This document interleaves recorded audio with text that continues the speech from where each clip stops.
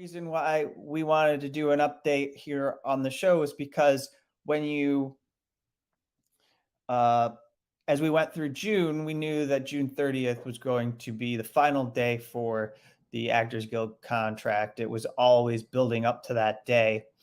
And there was a movement from people within the Actors Guild. And then obviously you have the television and radio artists that are also merged together with the Screen Actors Guild now. So it's SAG-AFTRA. And they were all pushing for a strike authorization.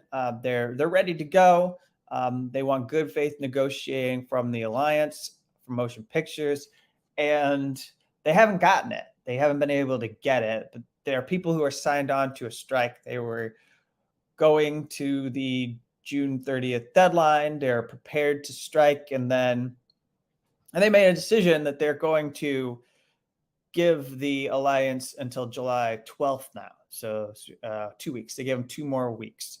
And why did they do that? The reason why is, well, here's a theory, an idea for why that might have happened. Perhaps that has happened because it's a strategy. This is an idea out there that if they called a strike now and there's plenty of time for righteous anger to cool over the holiday weekend, that might not work out so well. So the membership and a working day right after they have called the strike is what you would like. Also, after the 12th, you're going to have San Diego Comic-Con, which is an absolutely important kind of extravaganza for these studios to send people to promote their films. So studios will have to scramble, and that's I think one way to go about that's one way to go about all of this. So then I'll mention that the SAG-AFTRA has signed on, and importantly, has the leadership, Fran Drescher, in support of this writer's strike. Has it? They're ready to go, and they've been bringing people together for this. This letter that they signed, and that there you're seeing is Fran, who's been doing some interviews about how things have stalled with the negotiations. So what are we going to see happen next? Well, the actors who support a strike, what I'll say, we've got people like Paul Giamatti, Brad Whitford, Rose Byrne, Olivia Wilde, Ewan McGregor, Aubrey Plaza, Rooney Mara, Sarah Paulson, Quinta Brunson, Glenn Close, Jennifer Lawrence, Mark Ruffalo, Meryl Streep, Ben Stiller, just to name some of them. There are now over 1,000 in SAG-AFTRA, ranging this merged structure. I've seen people note that there's quite a class disparity in SAG-AFTRA. They're trying to represent all interests. Some are more capable than others to go through this and handle the strike, but that's why there are funds that are designed to try and help people with the hardship of what's going on. This letter that is put together saying why they support a strike, it reads, and I got this from Deadline: solidarity demands honesty. We need to make clear our resolve. A strike brings incredible hardships to so many, and no one wants it, but we are prepared to strike if it comes to that. And we are concerned by the idea that SAG-AFTRA members may be ready to make sacrifices that leadership is not. We hope you've heard the message from us. This is an unprecedented inflection point in our industry. What might be considered a good deal in any other years is simply not enough. And then later, this is not a moment to meet in the middle. It's not an exaggeration to say that the eyes of history are on all of us. We ask that you push for all the change we need and protections we deserve and make history doing it. If you are not able to get all the way there, we ask that you use the power given to you by us, the membership, and join the WGA on the picket line. So this is a push for SAG to go out there and engage in a strike. And so, I'm not sure if they really will go through the strike, if they will have to, but I do think that we should take what they're doing seriously. But I also think that we need to understand that strikes are not failures. It's kind of a flaw in the messaging. A strike is a show of power. It's a show of your ability to get the outcomes that are necessary for the group in which you represent. By withholding your labor, you're demonstrating what you're capable of doing as an organization to paralyze those who are in management who depend on you. That's the goal. A strike isn't necessarily your fault. You didn't do anything by going on strike. It's on management.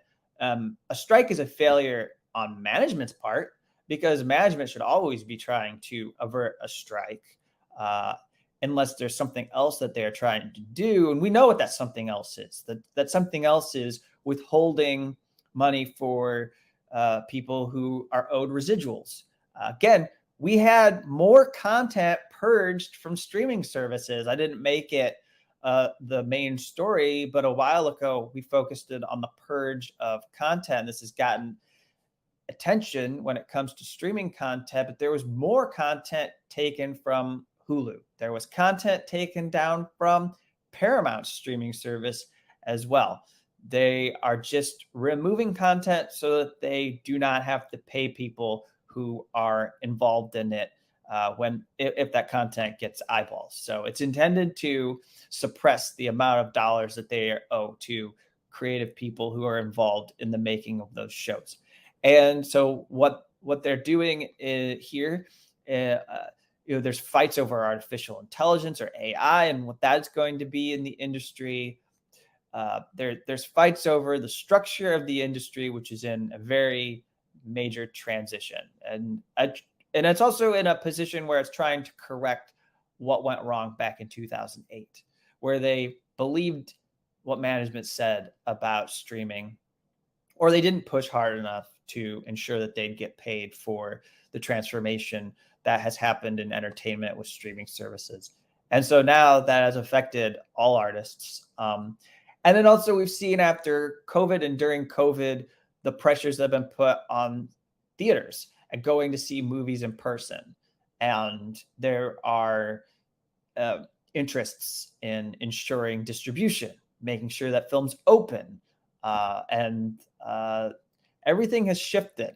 And this moment of not giving in is about making sure that people are treated fairly, that the management, these executives are not able to game them. These people who are taking like hundreds of millions of dollars away each year while they aren't paying much at all. It's like you're getting 1 penny out of $1 of what the studio might be making on some of these productions. It's like you could pay more. And everything's like, don't believe the headlines out there about how poorly everyone is doing. There are still hundreds of millions of dollars being made, and you could spread it around. And the priorities of these billionaires are seen in what they put money towards and then what they don't. So just as in policies in our government and what gets invested, what sees investment and what is neglected, you could see that here. It's the same, and it's actually not that much different. And so we want to be able to enjoy these movies. We have to have writers and actors who are treated fairly and are treated well. Otherwise, all of this has come to a screeching halt. All your favorite shows, nothing's getting made right now until this ends in a way that is favorable or acceptable.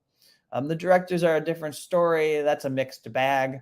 There's actually division, I think, among them. They haven't shown up for the writers quite as well as the actors have, but that's historical. The directors have always been used by the executives as a kind of cudgel to divide. And there's sort of always been like a question of with the directors, are they management or are they actually with the crews? Are they with the people who are there? And they get separated out. And the more successful directors get treated like they're, kings of the industry, titans of the industry, even depending on their oeuvres and like how much they've actually made and produced. Whereas like others who are just working daily on these crews who probably have decent lives, but they're not going to go on television and do interviews, and we don't know their names necessarily. So it's always been a bit of a division there. But we'll see where this goes. And that's the last thing that I had for this show. So we're in the summer blockbuster season. I enjoy these films. Actually looking forward to a fair amount of ones that are coming out in this month in July. And last year, I couldn't have cared less about the summer season, but there are far more interesting movies being produced. I talked about Past Lives a couple weeks ago, a week or two ago, and that's holding up at the box office, and that's excellent. Wes Anderson's just not really my thing, but I mean, good, I suppose, for independent movies that kind of a film is performing well at the specialty box office. So I always like to follow the specialty films, those indies. We'll see what's doing well in the summer. I'll continue to track that. But then the more like popcorn flick fare, I enjoy that entertainment as well. All right. It was good to do this show and to check in with all of you and, take a moment to unwind. There's a lot going on around. Give yourself permission to escape. It's not bad. You don't have to feel guilty. There's a lot going on around us. And if you're engaged with the world and you're concerned about all the things that are unjust, and you take a few minutes to make sure that you're not totally losing your sanity to enjoy this kind of a thing, do it. I think you'll feel better. And you can come back to us, rededicate yourself to what we're seeing, whether it's Cop City, dark money ruling and owning the Supreme Court, whatever it might be that you pay close attention to. It was good to be here and share my joy of films. And I'll be back next week with another show.